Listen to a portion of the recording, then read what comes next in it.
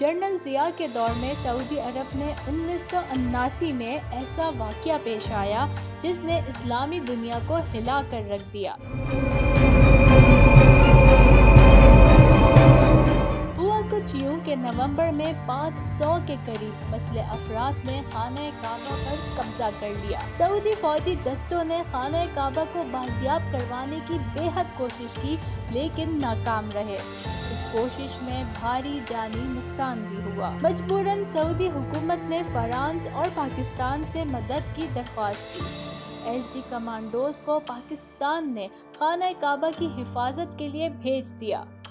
2 ہفتے کی مسلسل جدوجہد کے بعد خانہ کعبہ کو حملہ آوروں سے آزاد کروا لیا گیا اور حملہ آوروں کے سربراہ چہوان کو بھی 60 ساتھیوں سمیت زندہ پکڑ لیا گیا۔ پاک فوج کی اس کامیاب کارروائی کے بعد سعودی عرب اور پاکستان میں دفاعی تعاون بے حد بڑھ گیا۔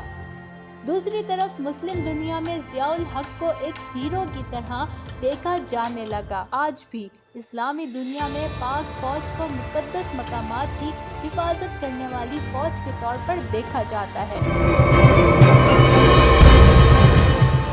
جہاں یہ واقعہ ضیاء الحق کو ہیرو بناتا ہے تو وہی سیاچن پر بھارتی قبضے نے ان کی ساکھ کو نقصان بھی پہنچایا ہے۔ بلکہ جب بھارت نے سیاچن پر قبضہ کر لیا تو جنرل ضیاء کا یہ بیان بھی سامنے آیا۔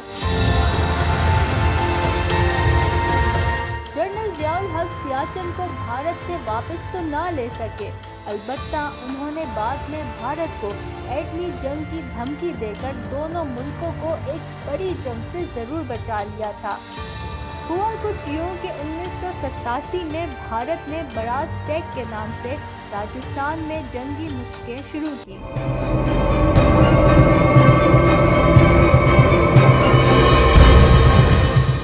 جنرل ضیاء کو ایک خفیہ اطلاع ملی کہ بھارت ان مشقوں کی آڑ میں پاکستان پر حملہ آور ہونے والا ہے۔ ضیاء الحق پاک بھارت ٹیسٹ میچ دیکھنے کے بہانے بن بلائے بھارت پہنچے اور اس ملاقات میں وزیر اعظم گاندھی سے مل کر انہوں نے بھارتی وزیر اعظم کو وارننگ دی کہ اگر بھارت نے جنگ شروع کی تو پاکستان جواب میں جوہری ہتھیار استعمال کرے گا۔ یہ دھمکی کام کر گئی اور راجیو گاندھی نے پاکستانی سرحد سے اپنی فوج پیچھے ہٹا لی۔ جنرل ضیاء کو آئین سے بے حد چڑ تھی۔ وہ کہا کرتے تھے کہ یہ 12 صفحات کا کتابچہ ہے جسے کسی بھی وقت ہاتھ اٹھا کر پھینکا جا سکتا ہے، اسی لیے وہ آئین میں اپنی مرضی کی ترمیم کرتے رہے تاکہ اقتدار پر ان کی گرفت دیر تک قائم رہے۔ انہوں نے دستور کی اسلامائزیشن کا سلسلہ شروع کیا۔ ان کے دور میں تعلیم اردو میں، نماز پڑھنے کے لیے کمیٹیاں قائم کی گئیں، بینک اکاؤنٹ سے زکوٰۃ کاٹی جانے لگی، عدالتوں میں قاضی مقرر کیے گئے، شرعی سزائیں نافذ ہوئیں۔ انہی کے دور میں توہین مذہب پر موت کی سزا بھی مقرر ہوئی۔ جنرل ضیاء نے آرٹیکل 62 اور 63 کو بھی آئین کا حصہ بنایا جس کے تحت ہر رکن اسمبلی کا صادق اور امین ہونا لازمی قرار پایا۔ آئین کی اس شیٹ کے تحت بعد میں ایک وزیر اعظم اور وزیر خارجہ تا حیات نااہل بھی ہوئے۔ جنرل ضیاء نے 8ویں ترمیم کر کے 58(2)B کو بھی شامل کر لیا۔ اس شق کے تحت صدر کو اسمبلیاں توڑنے کا اختیار مل گیا۔ دسمبر 1984 میں جنرل ضیاء نے ملک بھر میں ریفرنڈم کروایا۔ یہ ریفرنڈم نے لوگوں سے سوال کیا کہ اگر وہ اس ملک میں اسلامی نظام چاہتے ہیں تو ضیاء الحق اگلے 5 سال تک صدر رہیں گے۔ ریفرنڈم نے بچوں تک کو ووٹ ڈالنے کی اجازت دی اور پھر جیسے کہ توقع تھی صدر ضیاء الحق اکثریت سے یہ ریفرنڈم جیت گئے۔ مختصر یہ کہ ضیاء الحق نے آئین کے تحت سارے اختیارات اپنے قبضے میں کرنے کے بعد 1985 میں الیکشن کروا دیے۔ یہ الیکشن غیر جماعتی بنیادوں پر کروائے گئے تھے جس سے ملک بھر میں برادری ازم کو فروغ ملا۔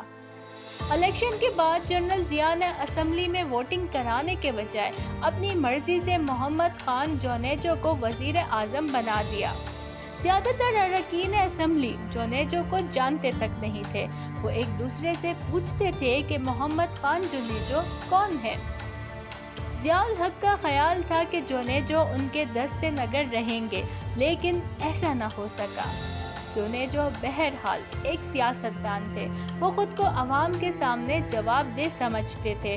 انہوں نے اختیارات کو اپنے کنٹرول میں لینے کی کوشش کی۔ آخری دنوں میں وہ کئی معاملات میں جنرل ضیاء سے مشورہ تک نہیں کرتے تھے۔ افغانستان سے روسی فوج کے انخلاء کے لیے جنیوا کنونشن کے وعدے پر انہوں نے ضیاء الحق سے مشورہ کیے بغیر ہی دستخط کر دیے۔